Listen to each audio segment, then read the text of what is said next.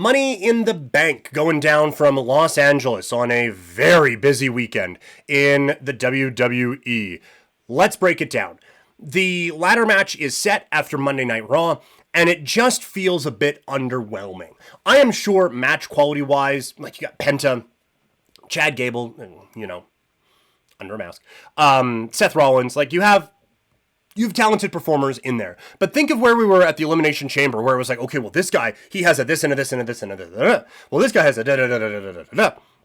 You go into this one, and it's like, well, Seth, I think it's probably Seth, right? Like Seth has a title thing, but everyone else just kind of feels like they are they're in Money in the Bank. And then we'll see coming out of it. So it feels like right now, instead of Money in the Bank is building up to something big, it kind of feels like Money in the Bank is the start of something big, and we'll figure it out as we kind of go along with some of these guys, which is a little disappointing where we are at.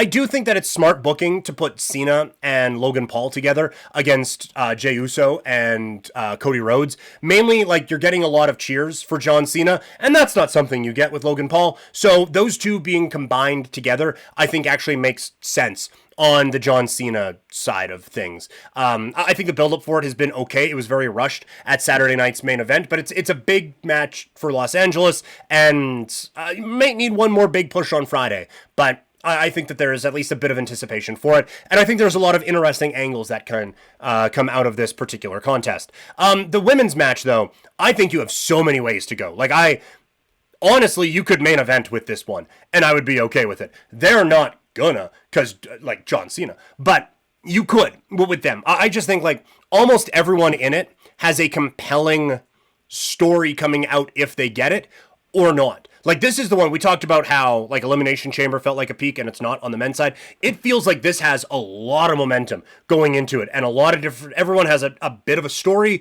They've done a pretty good job of attaching a lot of them to the champions on both brands. And so that I'm very intrigued, and I think you can make a pretty compelling case for everyone involved in the match that they could potentially win this thing.